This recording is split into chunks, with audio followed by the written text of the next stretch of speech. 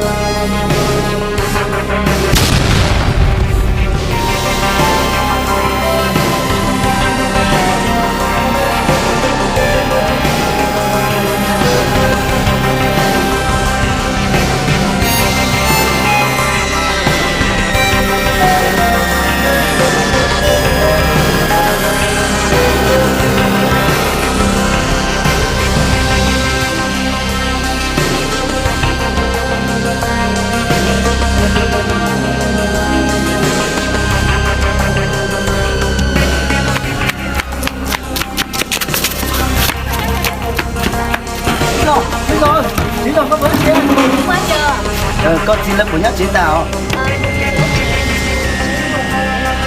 Giờ đi rồi, giờ đi có chị lo thì có chị tôi tập cũng chị cũng rồi đó, cũng mòn nổi chạy chết nhưng có chị thằng nào, anh đi xếp cũng mà thế cũng một chết rồi.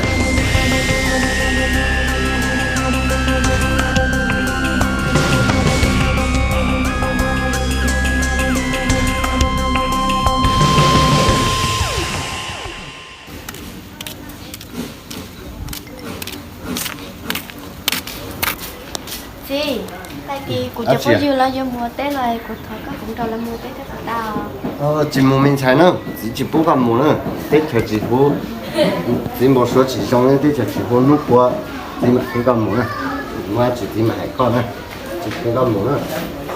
Đi chị mua. Ở đây mua.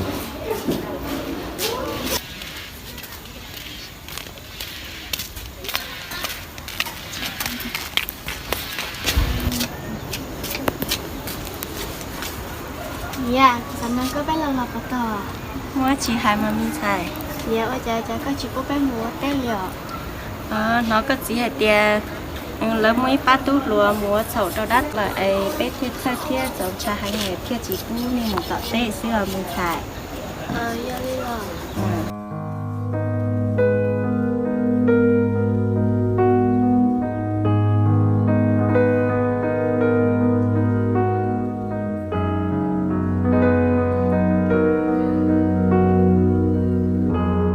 Nó để đi là bỏ tao cho bé trẻ trẻ có tao một sao.